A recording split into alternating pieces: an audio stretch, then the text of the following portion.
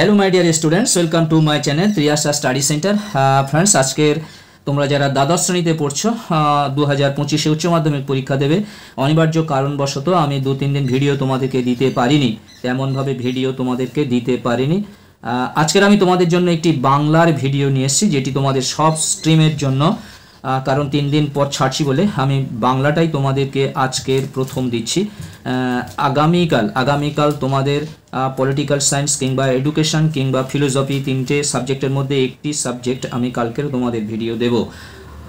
বন্ধুরা, আজকের তোমাদের যে ভিডিও যাচ্ছে দেখতে পাচ্ছ যে আন্তর্জাতিক কবিতা পড়তে জানে এমন এক মজুরের প্রশ্ন এবং ভারতীয় গল্প অলৌকিক, এই দুটি বিষয় থেকে, অর্থাৎ আন্তর্জাতিক কবিতা এবং ভারতীয় গল্প, এই দুটি থেকে আমি ইম্পর্টেন্ট, যেটি তোমাদের 2025 সালে পরীক্ষার জন্য ইম্পর্টেন্ট, সেই প্রশ্নগুলি আমি তোমাদের কাছে তুলে ধরছি। এসো, আমরা পড়তে জানি এমন এক মজুরের প্রশ্ন। আশা করি এই কবিতাটি তোমরা কিছু স্টুডেন্ট তোমরা পড়ে নিয়েছো, আবার অনেকেই তোমরা পড়োনি। এই পড়তে জানে এমন এক মজুরের প্রশ্ন। মজুর মানে আমরা যাকে ইংরাজিতে বলি লেবার। দেখতে পাচ্ছ তো, শুনতে পাচ্ছ, লেবার। তাহলে লেবার হলো মজুর। তাদেরকে একটা প্রশ্নের মুখে আমাদের সমাজকে ছুড়ে দিয়েছেন কবি বেরটোল্ট ব্রেখট। বেরটোল্ট ব্রেখট ছিলেন একজন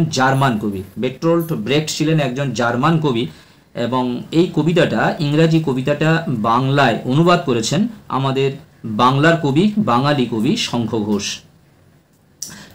এটি বাংলাতে অনুবাদ করেছেন। আমি সারমর্মটা খুব সামান্য বলে দিচ্ছি, না তো ভিডিওটা অনেক সময় লেগে যাবে। দেখো, এখানে বলা হচ্ছে যে সারসংক্ষেপ কবিতাটাতে বলা হচ্ছে যে 7 দরজাওয়ালা থিপস তৈরির জন্য ইতিহাসে রাজাদের নামই লেখা আছে, কিন্তু যাদের কঠোর পরিশ্রমে এই নির্মাণ সম্ভব হলো তারাই উপেক্ষিত থেকে গেছে, অর্থাৎ তাদের কথা আমরা কেউ ভাবি না। বারবার ধ্বংসপ্রাপ্ত হয়েও যে ব্যাবিলন পুনর্নির্মাণ সম্ভব হয়েছে, সেটা আসলে সাধারণ শ্রমজীবী মানুষদেরই অবদান, কিন্তু ইতিহাস তাদের এই অবদানের কোনো মূল্যই দেয় না।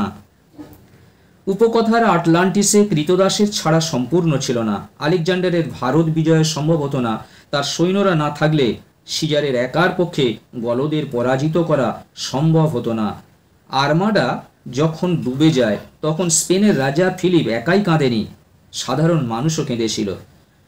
বুঝতে পারছো, এটা বিভিন্ন উদাহরণ টানা হয়েছে। উদাহরণের মাধ্যমে কবি বোঝাতে চেয়েছেন যে বড় বড় জিনিস যেগুলো তৈরি হয়েছে, তার পিছনে যে সাধারণ শ্রমজীবী মানুষদের অবদান, এই অবদানের কথা কিন্তু কেউ মনে রাখে না। কিন্তু যেগুলো নির্মিত জিনিস, সেই জিনিসগুলোকে আমরা মনে রাখি, কিন্তু যারা তৈরি করলো তাদের অবদান, তাদের দান, সেটা কেউ মনে রাখে না। তাই কবি এখানে মহামানবের প্রতিষ্ঠায় সমাজের সাধারণ মানুষের গুরুত্বকেই প্রতিষ্ঠা করতে চেয়েছেন। প্রথাগত ইতিহাসের আড়ালে শ্রমজীবী মানুষের যে অবদান, এই সভ্যতাকে ধরে রাখতে চায়, তারই ইঙ্গিত দিয়েছেন এই কবিতায়, বা সচল রাখতে চায় তারই ইঙ্গিত দিয়েছেন এই কবিতায়। এই হলো পড়তে জানে এমন এক মজুরের প্রশ্ন, এই কবিতার সারাংশ। অর্থাৎ ইতিহাসে যা কিছু, এক কথায় আরও ছোট করে বলতে গেলে, ইতিহাসে যা কিছু তৈরি হয়েছে যেগুলো দর্শনীয় জিনিস, একরকম বলতে পারো আশ্চর্যকর জিনিস, বিস্ময়কর জিনিস যেগুলো তৈরি হয়েছে, সেগুলো যারা তৈরি করেছে কেবলমাত্র তাদেরই নাম আমরা করে থাকি, কিন্তু সাধারণ মানুষ, শ্রমজীবী মানুষরা, তাদের যে অবদান, তারা যে কষ্ট করে এটা নির্মাণ করেছে, তাদের অবদান আমরা কখনো মনে রাখি না। তাই কবি এই কবিতার মাধ্যমে এই সাধারণ শ্রমজীবী মানুষের গুরুত্ব দিয়ে এই কবিতাটি রচনা করেছেন। এসো আমরা এর মধ্যে ইম্পর্টেন্ট থাকা প্রশ্নগুলি আমরা জেনে নিই। দেখো, পড়তে জানে এমন এক মজুরের প্রশ্ন। কবিতাটি বাংলায় অনুবাদ করেন শঙ্খ ঘোষ। ব্যাবিলন বিখ্যাত ছিল কি কারণে? শূন্য উদ্যানের জন্য। সেখানেই কি সবাই প্রাসাদেই থাকতো? সেখানে বলতে যে জায়গার কথা বলা হয়েছে, জায়গাটি হলো বাইজেন্টিয়াম। 4 দাগের দেখো, 7 বছরের যুদ্ধেও জিতেছিল। কে যুদ্ধে জিতেছিল? দ্বিতীয় ফ্রেডারিক। গলদের নিপাত করেছিল। কে গলদের নিপাত করেছিল? সিজার। আর্মাডা ডুবে গেলে কেঁদেছিলেন কে? ফিলিপ। আলেকজান্ডার জয় করেছিলেন কি? ভারত। 7 বছরের যুদ্ধে জিতেছিল। কে যুদ্ধে জিতেছিল? দ্বিতীয় ফ্রেডারিক। বন্ধুরা, এই প্রশ্নটা হয়তো দুবার হয়ে গেছে যত সম্ভব। কে জিতেছিল একলা একলা বলতে কার কথা বলা হয়েছে? দ্বিতীয় ফ্রেডারিকের কথা বলা হয়েছে। থিপসের দরজা ছিল 7টি। কোথায় গেল রাজমিস্ত্রিরা? কোন সময়ে রাজমিস্ত্রিরা ছিল না, অর্থাৎ রাজমিস্ত্রিরা কখন বেরিয়ে গিয়েছিল? সেই দিন সন্ধ্যায়। এই 10টি প্রশ্ন, তাহলে 10টি প্রশ্ন তোমাদের আন্তর্জাতিক কবিতা থেকে আমি ইম্পর্টেন্ট বেছে দিলাম, যেগুলো দেখবে যে কোনো সহায়িকা বই কিংবা তোমাদের টেস্ট পেপার এবং তোমাদের যে রায় মার্টিনের প্রশ্ন বিচিত্রা সবই কমন আছে এই প্রশ্নগুলি। এবারে তোমাদের কাছে আমি নিয়ে আসছি ভারতীয় গল্প অলৌকিক।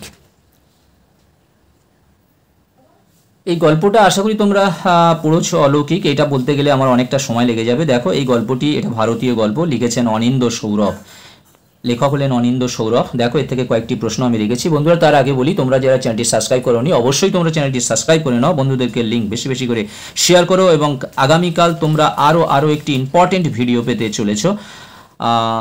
দেখো এখন একের দাগের মর্দানা শুনেই ছুটে গেল। মর্দানা কোথায় ছুটে গেল? বলি কান্ধারীর কাছে। বলি কান্ধারী ছিলেন একজন দরবেশ। বলি কান্ধারী মর্দানাকে কতবার ফিরিয়ে দিয়েছিল? 3 বার। 4 দাগের প্রশ্ন, হাসান আবদালের বর্তমান নাম হলো পাঞ্জা সাহেব। 5 দাগে, সে কুয়োর দিকে এগুলে হঠাৎ একটা প্রশ্ন জাগলো ওর মনে। প্রশ্নটি কি? মর্দানা কোথা থেকে এসেছে? এই প্রশ্নটি।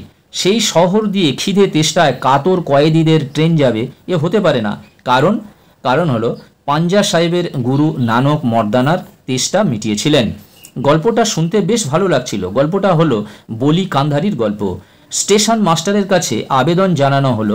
কিসের আবেদন জানানো হলো? না ট্রেনটাকে থামানোর। ব্যাপারটা মেজাজ বিগড়ে গেল। কোন ব্যাপারটা, অর্থাৎ কোন ব্যাপারটায় মেজাজ বিগড়ে গেল? উত্তর, নানকের হাত দিয়ে পাথরের চাঙড় থামিয়ে দেওয়ার ব্যাপারটা। মর্দানা কথার অর্থ কি? মর্দানা কথার অর্থ হলো পৌরুষ। পাঞ্জা সাহেবের অধিবাসীদের ট্রেন থামানোর দাবি নাকচ করল। কারা নাকচ করেছিল? ফিরিঙ্গিরা। বলি কান্ধারী নানককে বলেছিলেন। বলি কান্ধারী নানককে বলেছিলেন, অর্থাৎ নানককে কি বলেছিলেন? কাফের। নানক অনুচর সহ বসেছিলেন বাবলাতলায়। অলৌকিক গল্পের অনুবাদক হলেন অনিন্দ্য সৌরভ। এটা আগে তোমাদের বলেছি, অলৌকিক গল্পের অনুবাদক হলেন অনিন্দ্য সৌরভ। বন্ধুরা আজকের মতো তাহলে ভিডিওটি শেষ করলাম। নেক্সট ডেতে আরেকটি সাবজেক্টের ইম্পর্টেন্ট ভিডিও তোমাদের নিয়ে আসবো।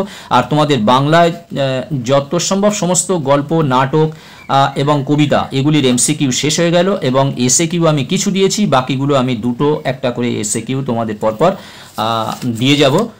তারপরে বড় প্রশ্ন আমি তোমাদের মাঝে মাঝে শর্টস চ্যানেলে দিচ্ছি, এবং সেগুলো আমি লং ভিডিওর মাধ্যমে দিয়ে দিচ্ছি। তোমরা ভিডিও দেখছো না, সেই জন্য পরে কিন্তু তোমাদের খুবই অসুবিধা হয়ে পড়বে। তোমরা অবশ্যই করে এই প্রশ্নগুলির উত্তর এখন থেকে তৈরি করতে থাকো। সবই কমনযোগ্য, অবশ্যই তোমরা কমন পাবে, ফলে তোমরা ভালো নাম্বার একটা পেতে থাকবে।